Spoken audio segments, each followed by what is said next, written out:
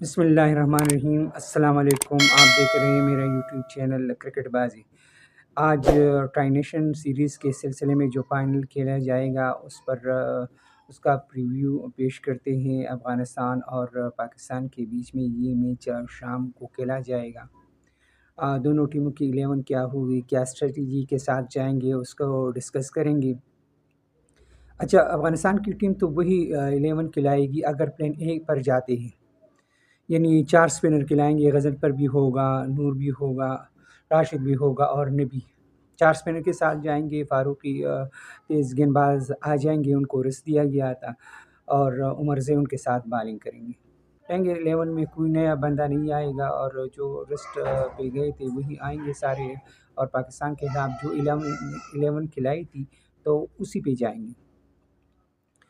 اگر plan be پہ جاتے ہیں اور وہ سوچتے ہیں کہ اگر ہم ٹاس نہ جیت سکے اور ہمیں پہلے بیٹنگ نہ کرنی پڑی اور دوسری بیٹنگ کرنی پڑے گی، تو پھر وہ اپنی 11 میں ایک تیز گیند باز کو لائیں گے یا ایک آل راؤنڈر کو، گلبدین نائب کو شامل کرنا چاہیں گے، کیونکہ اگر ان کو پہلے بالنگ کرنی پڑی تو ظاہر سی بات ہے کہ وہی ٹرن تو نہیں ملنے والی، وہی اسپن تو پچ سے نہیں ملنے والا، تو پھر وہ پلان بی کی طرف جائیں گے۔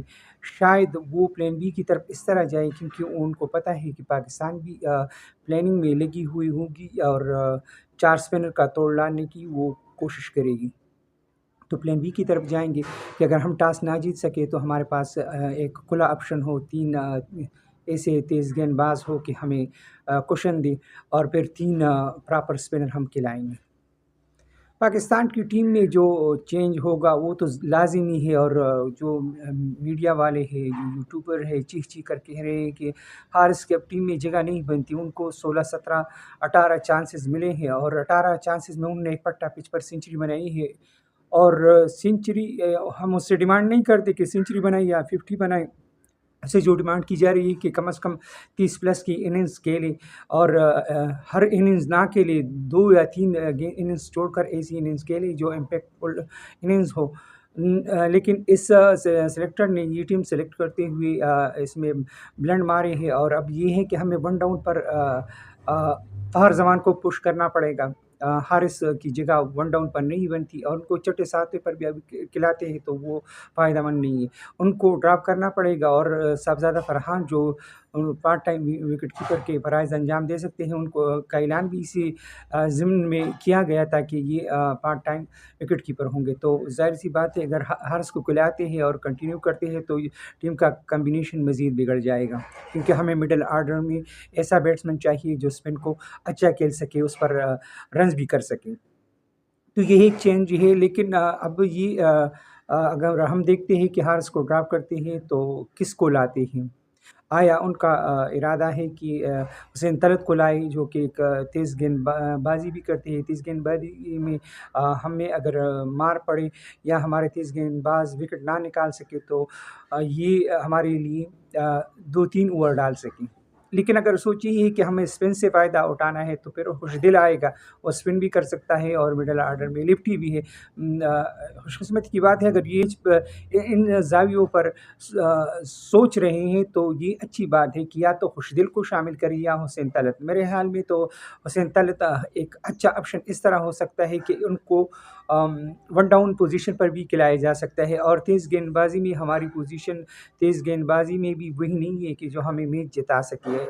جو کفایتی بالنگ کی ہے یہ ضرور ہے، لیکن وکٹیں نہیں لے سکے، کرنچ موقع پر وکٹیں نہیں لے سکے، اور حارث نے ایک میچ جتایا ہے، باقی میں ان کی فارم اچھی نہیں ہے، تو اگر یہ سلیکٹ کر لیتے نظیم شاہ کو اور ساتھ ساتھ میں عباس کو تو ایک اچھا کمبینیشن بن سکتا تھا، اور پاکستان فاسٹ بالنگ سے اٹیک پہ جا سکتا تھا۔ افغانستان سے میچ جیتنے کا پاکستان کے پاس ایک ہی فارمولہ ہو سکتا ہے کہ تیز گیند باز کھلائے 3 فرنٹ لائن، اب سلمان مرزا اور شاہین حارث کے ساتھ بھی جائیں گے، کشن دیں گے حسین طلعت اور فہیم اشرف۔ اگر یہ پلان چل سکا تو فائنل میں آسانی کے ساتھ یہ جیت سکتے ہیں۔ اسپن پہ ہم میچ اس لیے نہیں جیت سکتے، اگر اسپن پہ یہ کمبینیشن بناتے ہیں، سفیان مقیم کو لاتے ہیں اور یا ابرار اور خوش دل کا ٹرائی کا، یہ बनाने की कोशिश करते हैं तो फिर क्या होता है कि हमारे स्पिनर इस कैलिबर के नहीं है कि वो हमें 5-6 विकेटें दिला सकें। जी ज़रूर है कि इमरान ने यूएई के खिलाफ 4 विकेटें ली थी। इसी तरह नवाज़ की फ़ॉर्म अच्छी है, लेकिन वो आप उस पर इस तरह इन्हिसार नहीं कर सकते कि वो हमारे लिए 4 या 5 विकेटें निकाल के देगा। नो डाउट उन्होंने इस टूर्नामेंट में अच्छी बैटिंग की है, अच्छी बॉलिंग की है, सिर्फ़ एक मैच में उनको मार पड़ी है अफ़गानिस्तान के खिलाफ। बाकी जो 4 मैच है, उसमें से 3 में से अच्छे उनकी बैटिंग गई है और अच्छी बॉलिंग उन्होंने की है। अब ओवरऑल स्ट्रेटजी जो हमारी पाकिस्तान 11 होगी वो है साइम अयूब और शहजादा फरहान ओपनिंग पे आएंगे।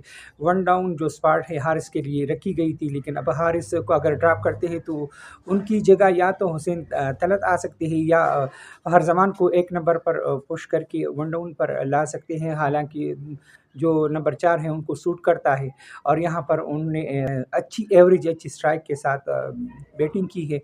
तो 3 नंबर पर हरज़मान आते हैं, चौथे नंबर पर सलमान अली आगा आते हैं, और 5वां नंबर जो है हसन नवाज़ है। फिर या छठा जो है मोहम्मद नवाज़ और या तो हुसैन तलत या खुशदिल आएंगी।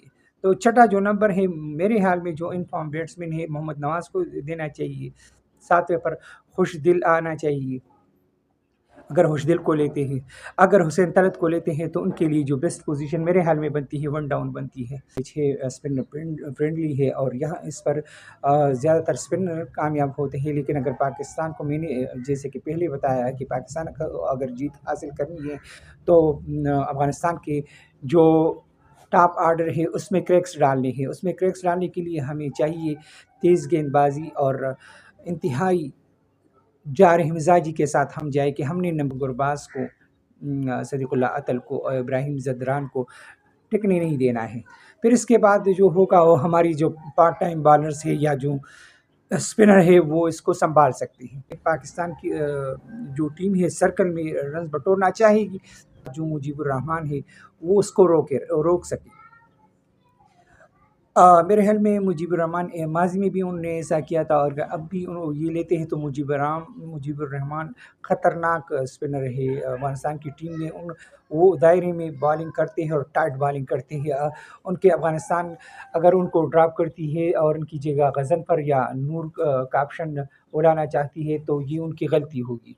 मुजीबुर रहमान को लेते हैं और फिर नबी है, राशिद है और नूर है, ये कॉम्बिनेशन उनके लिए सूट करता है। लेकिन अगर मुजीबुर रहमान को ड्रॉप करते हैं तो सर्कल में जिससे भी बॉलिंग करते हैं पाकिस्तानी टीम उस पर अटैक करेगी और पाकिस्तान के लिए एक ऑप्शन होगा कि सर्कल में 60 रन्स बनाकर वो आसानी से 170 का हिस्सा बोर्ड पर लगा सकती है और इस मैच में एक अहम और मजबूत पोजीशन पर आ सकती है।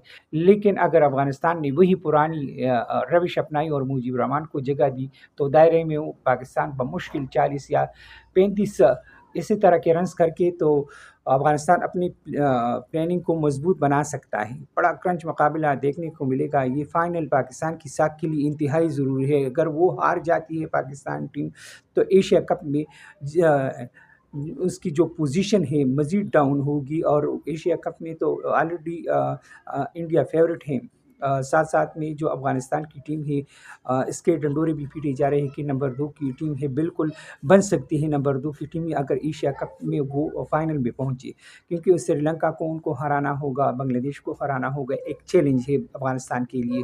और पाकिस्तान टीम अगर ये सीरीज़ हारती है, ट्राई नेशन सीरीज़ हारती है और रनर्स अप की हैसियत से एशिया कप में जाती है तो कोई भी पाकिस्तान को वो अहमियत नहीं देगा जो माजी में दूसरे अहम टीम की हैसियत से पाकिस्तान को मिल जाया करती थी। और यहाँ से भी पाकिस्तान के सारे प्लानिंग नाकाम होने वाली है। अगर ट्राई नेशन सीरीज़ वो हारते हैं तो उनका मोराल डाउन होगा और फिर एशिया कप में उनके लिए संभलना मुश्किल होगा।